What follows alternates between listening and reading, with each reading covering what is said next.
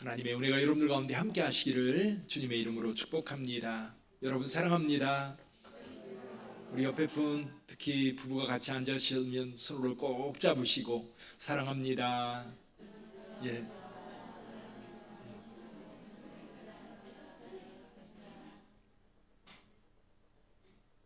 모르스 솔라라는 말이 있습니다. 모르스 솔라. 이게 낯선 단어여서 이게 무슨 단어인가, 무슨 뜻인가 살펴봤더니요.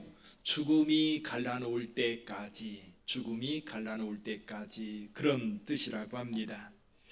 폴란드에서 있었던 일인데요. 에릭이라는 왕이 나라를 다스리던 때였습니다.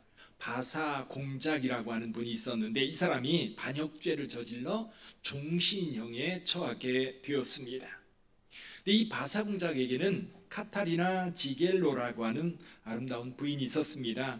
바사 공작은 감옥에 수감되어 있었지만 늘 아내를 생각하며 우울한 나날을 보내고 있었다고 합니다.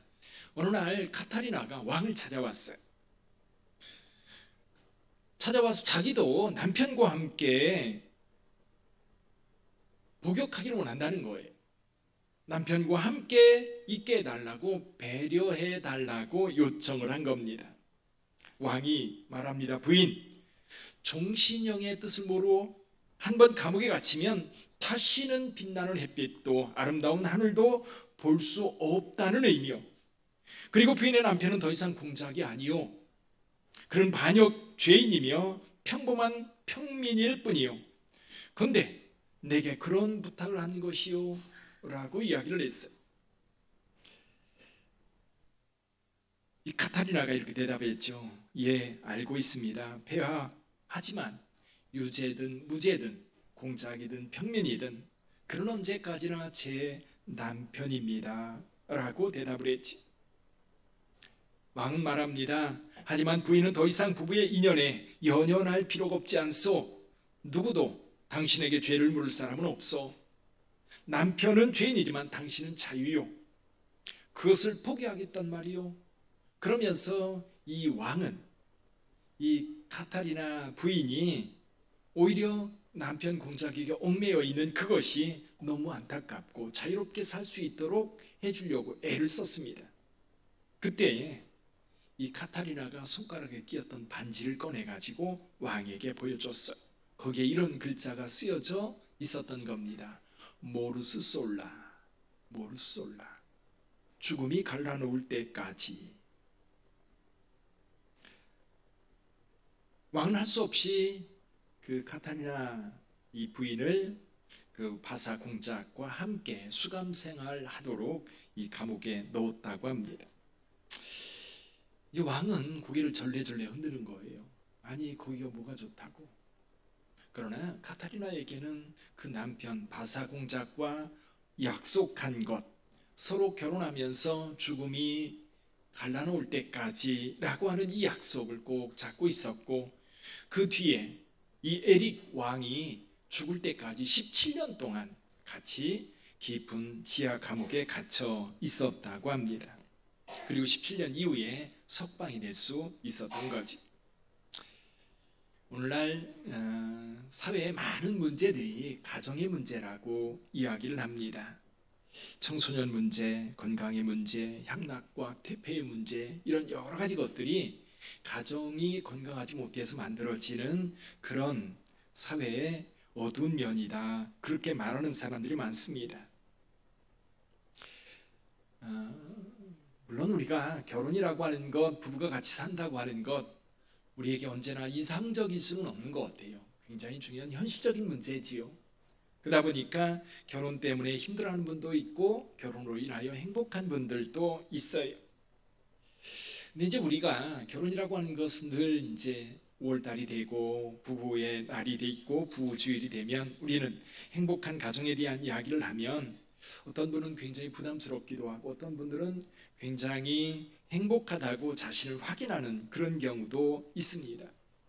성경에 보면 혼인에 대한 이야기가 많이 나오지요. 특히 예수님께서는 혼인잔치에 대한 이야기를 많이 합니다. 혼인잔치에 참여도 하시고 그리고 비유를 통해서 혼인잔치 이야기를 많이 하시는데, 혼인잔치 비유를 말씀하실 때 가만히 보면요, 두 가지를 말씀하시더라고요. 하나는 기쁨이에요. 기쁨. 잔치라고 하는 그 기쁨. 그래서 이 잔치는 늘 천국 잔치, 하나님과 함께하는 그곳에서 누리는 기쁨을 잔치로 비유하셨어요.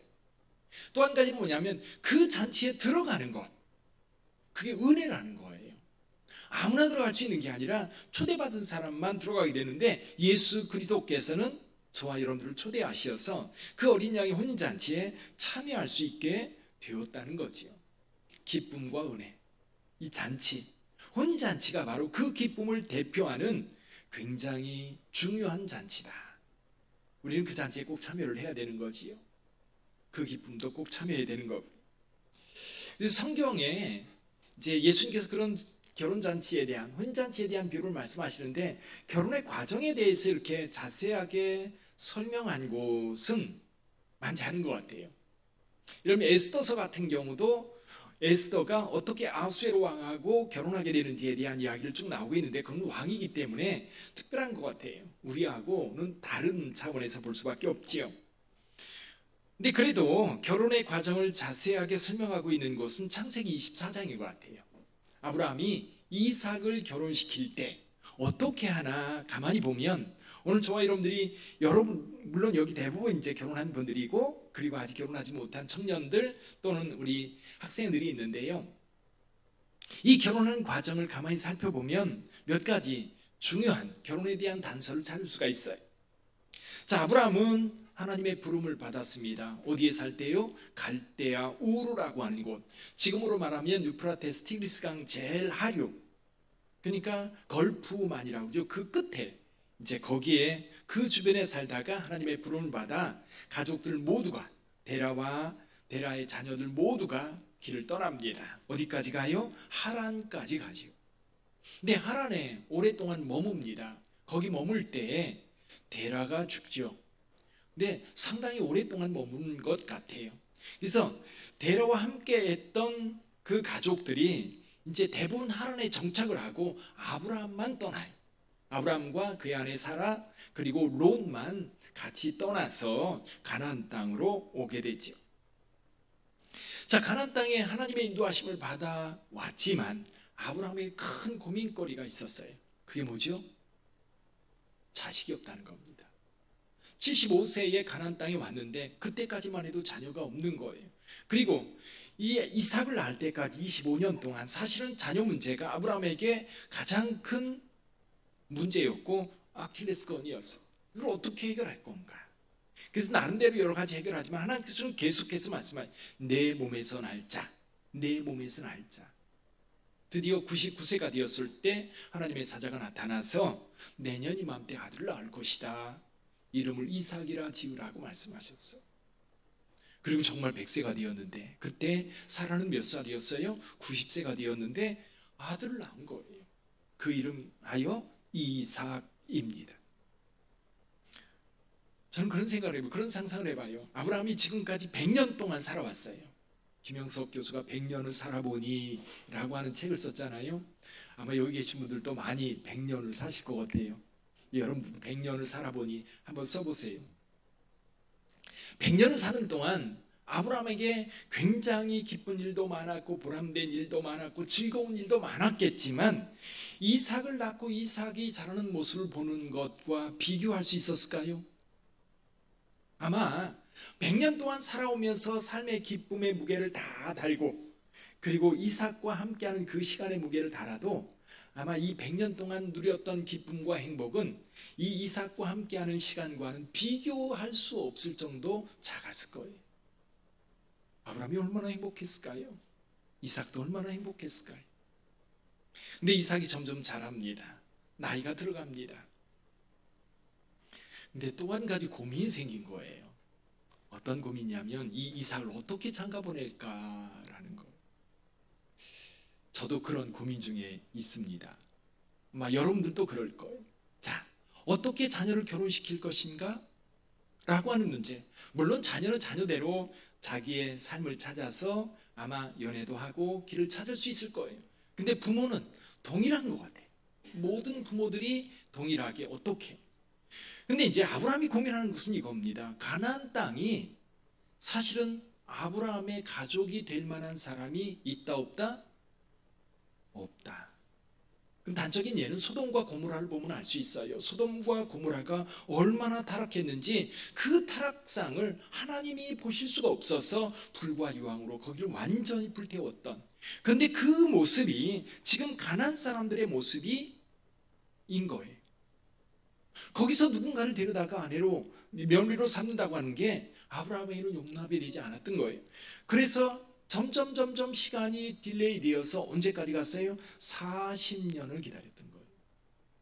이삭이 40세가 되었어요. 근데 그 즈음에 아내 사라가 하나님의 부름을 받았던 거지요.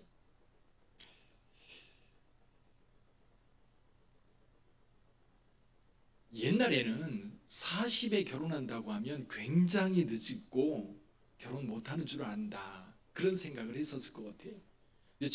저희들 결혼할 때만 해도 그랬던 거예요. 40에 결혼하는 건 상상조차도 할 수 없었던 때였는데, 그때 성경을 읽다 보면 이삭이 40세에 장가 갔다라고 하는 것을 보면서 야, 정말 늦게 갔다, 그때는 그런가 그랬는데 요즘엔 어때요? 보통이에요, 보통. 요즘에는 그냥 당연히 40 전후에 결혼하는 남자들 같은 경우 당연히 40 전후에 결혼하는 걸로 그렇게 여겨지는 때에 살고 있어요. 어쨌거나 아브라함은 이렇게 늦도록 이삭을 장가 보내지 못한 이유가 바로 분명하게 있었다는 거예요. 자, 분명하게 있었어요. 아브라함은 드디어 이삭의 아내를 위해서 결단을 합니다. 나이 많은 늙은 종을 불러다가 하란에 가서 그들 가족 가운데, 친족들 가운데에 이삭의 아내를 찾아서 데려오라고 부탁을 하지요. 근데 이때 아브라함의 늙은 종이 이런 얘기를 합니다. 만약에 거기 있는 처자가 결혼하기를 원하는데 이곳에 오기를 원치 않는다고 한다면 이삭을 거기로 데리고 갈까요? 라고 물어요. 그때 아브라함은 말합니다. 하나님께서 나를 불러 여기로 오게 하셨는데 이삭을 데리고 거기로 가지 말라라고 이야기를 해요. 무슨 얘기입니까? 장가를 못 갈지언정 거기로 다시 되돌리지는 말라, 그 얘기입니다. 자, 이 이야기를 통해서 우리는 몇 가지 정리해 볼 수 있어요. 첫째는 뭐냐면 결혼은 일생일대의 중대사라는 거예요.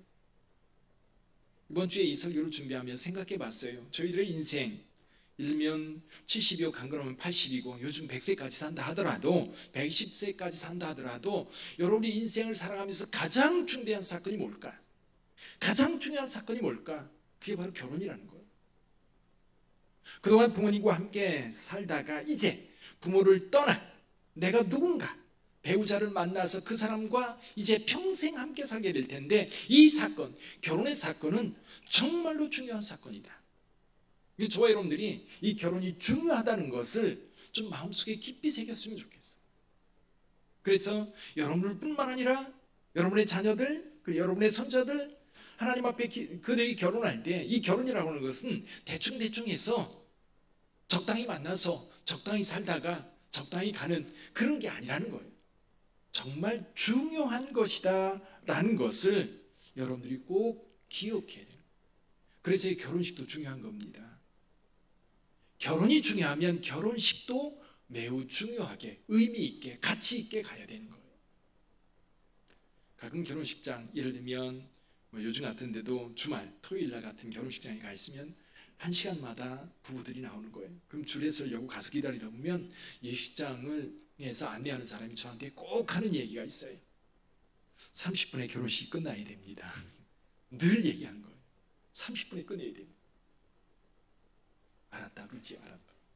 왜냐하면 목사님들이 설교를 하면 길어지거든요. 길어지니까 늘 부탁을 해요. 알았다고. 근데 가만히 지켜보다 보면 무슨 생각이 드느냐면, 부부를 찍어내는 붕어빵 기계 같은 거 아닐까. 예식장은 의미도 없고, 그리고 하객들 오는 사람들도 신랑이 누군지 또 신부가 누군지 별 관심 없어요. 인사로 부주돈 내고 봉투 내고 그리고 가서 자기들끼리 식사하고 그리고 가면 그만인 거예요. 결혼은 중요합니다. 여러분들에게도 중요하고 여러분 자녀들에게도 정말 중요하다는 것. 아브라함이 중요하기 때문에 이렇게 계속해서 고민하다가 이삭의 아내를 구하기 위하여 하란으로 자기의 신뢰하는 종을 보낼 수 있었던 겁니다. 또 한 가지는요, 결혼은 하나님의 인도하심 따라 이루어져야 한다는 겁니다. 결혼은 인간이 만든 제도가 아니에요. 하나님께서 만드셨어요. 한 남자를 창조하시고 그 남자에게서 여자를 취하였습니다. 갈빗대를 취하여 여자를 만드셔서 이 여자를 남자에게로 데려갈 때 아담이 그렇게 말했었죠. 이는 내 뼈 중에 뼈, 살 중에 살이라. 내 몸에서 취하였은즉 여자라 부르리라. 아브라함도 이 늙은 종에게 그렇게 말합니다. 그가 그 사자를 너보다 앞서 보내실지라 내가 거기서 내 아들을 위하여 아내를 택할지니라. 하나님의 인도하심이 있을 거라고 하는 것을 분명하게 이야기합니다.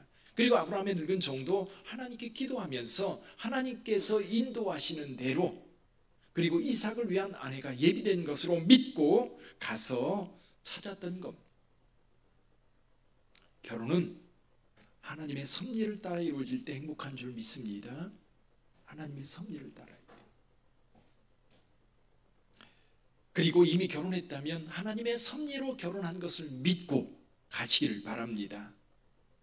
이거 아닌 게요. 이미 늦은 거예요. 늦었으니까요. 아무 소리 말고 언제까지 가요? 모르스 솔라. 죽음이 우리를 가난올 때까지 무조건 가시는 겁니다.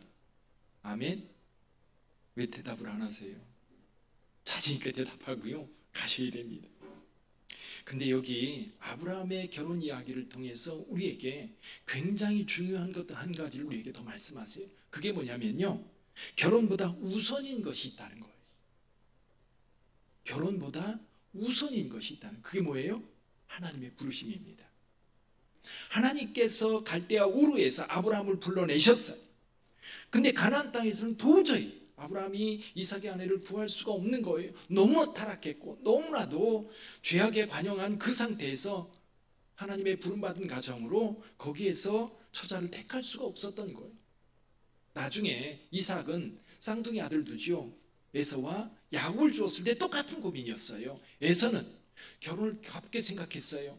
그래서 결국 에서는 가나안 여자를 취하여 결혼했고 야곱은 여기 리브가의 집으로 가서 거기에서 아내를 택하게 되지요.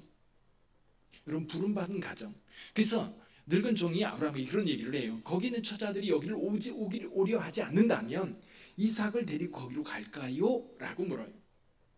그때 아브라함이 한 얘기가 있지요. 내 아들 거기로 데려가지 마라. 무슨 뜻이에요? 결혼보다 더 중요한 것이 하나님의 부르심이라는 거. 하나님의 부르심.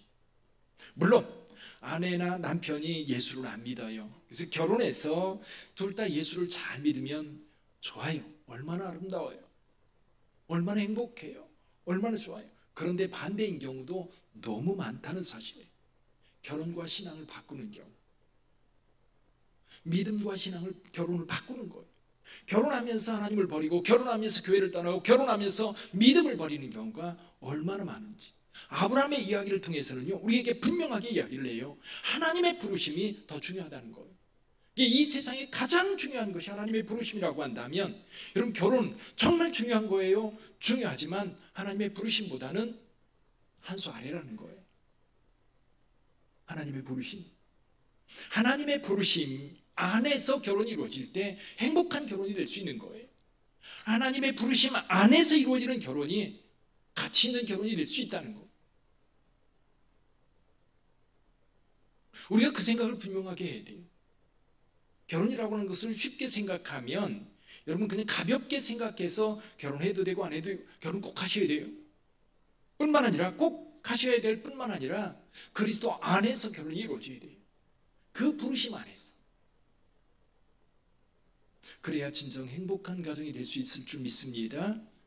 오늘 본문의 말씀으로 들어가 볼까요? 오늘 본문의 말씀, 우리가 매년 이 말씀을 가지고 하나님의 우리가 부부에 대한 이야기를 하는데 오늘 두 가지를 정리해 보려고 해요. 하나는 뭐냐면 오늘 에베소서의 사도 바울이 이야기하는 결혼의 굉장히 중요한 첫째 조건이 뭐냐면 하나님의 부르심을 따라하라.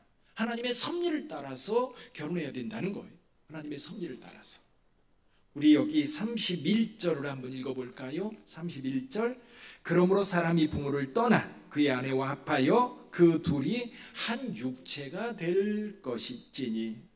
한 육체가 될지니. 이건 어디예요? 창세기 2장에 나오는 이야기입니다. 하나님께서 아브라함을 창조하셨는데 아브라함이 홀로 사는 것이 너무 안 좋아요.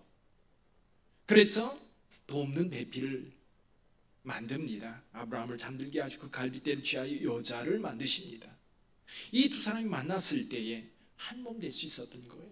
하나님의 섭리, 부모를 통해서 우리가 양육을 받습니다. 다 자랐습니다. 그러면 부모를 떠날 때가 있는 거예요. 떠나야 돼요. 부모를 떠나면서 배우자를 만나게 되고 배우자와 만나서 한 몸 되는 거예요. 한 몸. 하나님의 섭리를 따라 결혼하는 그 결혼이 행복한 결혼일 수 있다.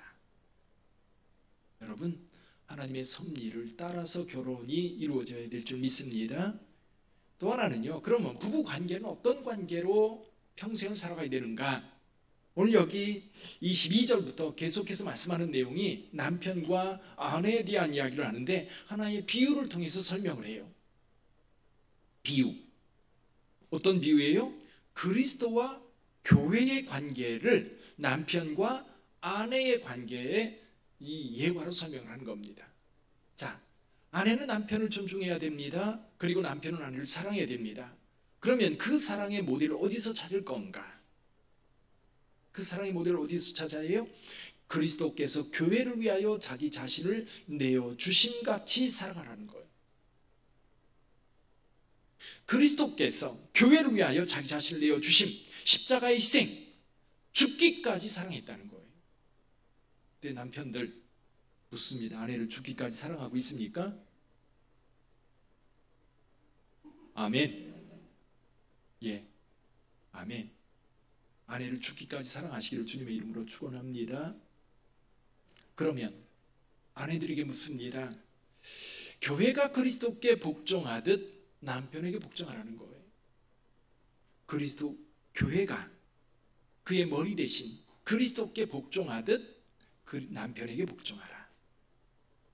근데요, 교회가 그리스도에게 복종할 수 있는 이유가 있어요. 그 이유가 뭐예요? 그리스도께서 교회를 위하여 먼저 자기 자신을 내어주는 사랑을 했기 때문인 거예요. 아멘. 그렇다고 해서 여러분, 아내 된 자들 남편이 어디 사랑을 하나 안 하나 두고 보자 그러고 기다렸다가 사랑하지 마시고요, 복종하지 마시고요, 그냥 하세요. 그냥 하다 보면 하나님께서 아름다운 부부로 만들어 주실 줄을 믿습니다. 그거예요. 물론 꼭 이렇게 설교를 부부주일날 설교를 듣고 가면 서로 그런다면서요. 남편은 아내에게 거봐, 목사님 당신 나한테 순종하라고 그랬잖아. 복종이 알았지? 그럼 아내는 뭐라고 그래요? 아니야, 목사님 뭐라고 말씀하셨어? 나를 죽기까지 사랑하라고 그랬는데 당신 나를 사랑하지 않는데 내가 어떻게 복종해? 그렇게 싸우지 마시고 있는 대로 하시기를 주님의 이름으로 축원합니다. 근데 오승근이라고 하는 사람이 있을 때 잘해, 그런 노래 있었죠? 있을 때 잘해, 후회하지 말고 있을 때. 물론 그 노래는 이 부부관계 이야기가 아니라 연애할 때 이야기인 것 같아요. 근데 여러분, 늦었다고 생각하는 그때가 가장 빠른 때입니다. 자, 우리는 살다 보면 모르솔라 죽음이 우리를 갈라놓을 때가 있을 겁니다. 어떤 분들에게는 갑자기 오기도 하고요, 어떤 분들에게는 오랜 시간이 주어져서 그 마음과 감정들을 나눌 수 있는 기회가 있기도 해요. 한쪽이 늘 먼저 세상을 떠납니다. 그렇죠? 그때에 가는 자와 남는 자가 공통적으로 하는 말이 있어요. 그게 뭘까요? 여러분들은 뭐라고 얘기할 것 같으세요? 내가 배우자를 남겨놓고 내가 먼저 떠나게 됐어요. 내가 아내에게 또는 내가 남편에게 마지막으로 할 수 있는 이야기가 있다면 여러분들은 무슨 이야기를 하시겠어요? 잘 있어? 근데 대부분 이렇게 말을 한다. 여보 미안해. 여보 미안해. 여보 미안해라고 하는 말 속에는 많은 이야기들이 포함되어 있을 겁니다. 세상에 많은 짐을 맡겨놓고 가는 것이 미안할 수도 있지. 홀로 남겨놓고 가는 것이 미안할 수도 있고요. 함께 살아오면서 좀 더 잘해주지 못한 것이 미안할 수도 있고, 그동안 마음 아프게 한 것이 미안할 수도 있습니다. 왜 떠나는 사람은 미안할까요? 또 떠나보내는 사람도 왜 미안할까요? 그죠? 내가 좀 더 잘해줄 수 있는데 잘해주지 못해서 아쉬운 거예요. 아내도 남편도 사실 남편에게 요구하는 것, 아내에게 요구하는 것, 세계 평화라든지 또는 인류의 복지 같은 거대한 것을 요구하는 게 아니잖아요. 물론 가끔 그런 사람들도 있더라고요. 그러나 여러분, 우리가 남편과 아내가 함께 살아가면서 상대방에게 구하는 것은 별거 아니잖아요. 따뜻한 말 한마디, 좀 같이 있어주는 것, 좀 내 생각해주는 것, 그런 것들이잖아요.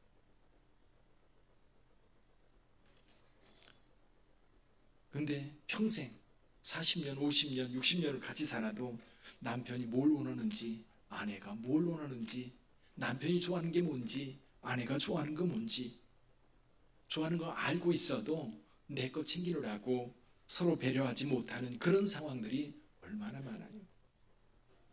그래서 오늘부터 결심하고 만드세요. 어떻게 하느냐면요. 이제 내가 뭐 떠나 보내든지 남든지 그 마지막 순간에 내가 할 수 있는 말, 이렇게 생각을 하세요. 여보 고마워. 너무 고마워. 그 말이 서로에게 마지막 말이 됐으면 좋겠어요. 아멘. 미안해가 아니라 정말 수고했어. 정말 고마워. 정말 당신 사랑해. 이 말이 우리의 부부가 같이 살아가면서 마지막 순간의 말이 되었으면 너무 좋겠다. 그 생각이 드는 거예요. 그러려고 보니까 좀 많은 생각이 드는 분들도 혹시 계실지 모르겠어요. 도대체 이걸 어떻게 해야 되나. 근데요, 그 생각을 하고 지금 이 순간부터 여러분의 남편과 아내 오래도록 같이 살아왔다면 이제부터라도 행복하게 사시기를 주님의 이름으로 축원합니다. 물론 도저히 안 되는 사람도 있어요. 그럴 때는 포기하세요. 그냥 포기하시고 그냥 그래도 마지막 순간에 내가 후회 없이 미안해가 아니라 고마워, 정말 감사해, 사랑해 라고 그 모르솔라라고 하는 마지막 죽음이 우리를 갈라놓을 때 할 수 있는 우리의 대화가 되기를 주님의 이름으로 축원합니다. 기도하겠습니다.